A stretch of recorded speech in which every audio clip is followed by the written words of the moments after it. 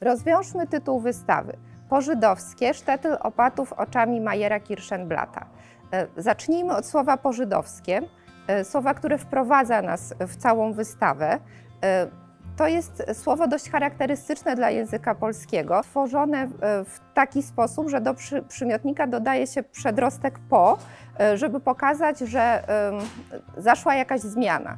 Czyli obok słowa po-żydowskie mamy też na przykład w polszczyźnie słowo po-niemieckie, podworskie. Tytuł po-żydowskie jest taką krytyczną odpowiedzią to, co się dzieje w dawnych, ale dzisiaj już współczesnych sztetlach, czyli sztetl, sztot z jidysz, małe miasteczko. Takich miasteczek jak Opatów w Polsce, na terenie Polski, ale również na terenie dzisiejszej Ukrainy czy Białorusi są tysiące.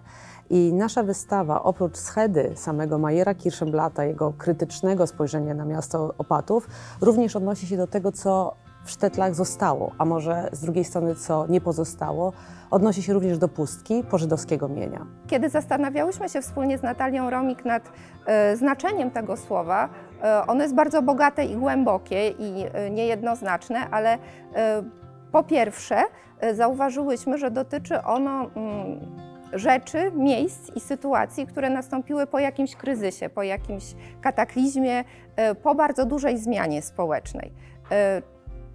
I słowo po-żydowskie nie jest neutralne, a jednocześnie znalazłyśmy je na bardzo poważnych oficjalnych dokumentach, czyli na mapach Opatowa, mapach geodezyjnych, które powstały na zlecenie Starostwa Opatowskiego w latach 1944-48. I to nas zastanowiło. Były parcele pozaznaczane przy poszczególnych ulicach, tam gdzie była czyjaś własność wiadoma, było wpisane nazwisko i właściwie nie było tam nazwisk żydowskich, a o tych miejscach, o których było wiadomo, że wcześniej należały do Żydów, tam w tych parcelach było wpisane ołówkiem słowo po-żydowskie. Wiemy, że osoby, które mieszkają w dawnych sztetlach, czasami mieszkają w pożydowskich domach. Pożydowskie warsztaty stały się polskimi warsztatami, ale ten problem jest cały czas trochę nierozpakowany i dotyczy też dzisiejszej Ukrainy, Białorusi, Litwy, więc stwierdziłyśmy, że to jest ten czas. A Mayer jest takim naszym pomocnikiem w języku jidysz, to jest szames, pomocnik, który właśnie trochę nam rozpakowuje te tematy i pokazuje nam awers i rewers tej historii. Mając z jednej strony przepiękne, bogate, ciekawe, pełne anegdot obrazy Mayera Kirschenblatha, który pokazuje przedwojenny Opatów, taki jakim go zapamiętał, kiedy był dzieckiem, kiedy tam się wychowywał.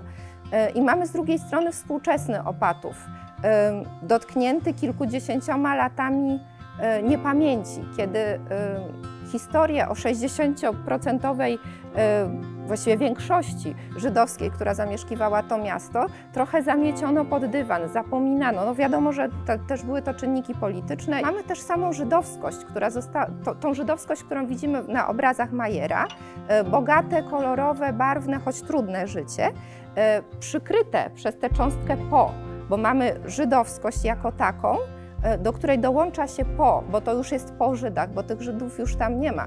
Do Opatowa wróciło chyba 45 osób, które ocalały. Nasza wystawa polegała na pracy na miejscu z lokalnymi aktywistami w Opatowie, żeby te ślady odzyskać. Widzimy to, że w naszych miastach, polskich miastach, drewniana architektura podlega erozji. Budynki, które były czasami dawnymi właśnie sztiblami, czy były mieszkaniami, czy warsztatami, zbudowane z drewna są rozbierane, sprzedawane. Nie ma takiej estymy, jeśli chodzi właśnie o to architektoniczne dziedzictwo.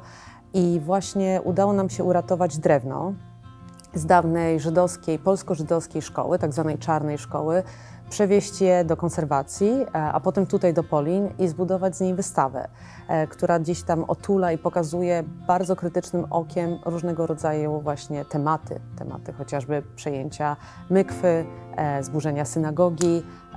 Na naszej wystawie pokazujemy również też oczami Mayera Kirschenblatha, jak wyglądała zagłada, ale też jak wyglądało to życie społeczne. Więc nie uciekamy od tych tematów, ale przede wszystkim pokazujemy dwie strony. Ten dzisiejszy Opatów, który ma też dużo pozytywnych przykładów. Pamiętajmy o tym, że w Opatowie też stworzono lapidarium w ostatnim czasie na cmentarzu żydowskim.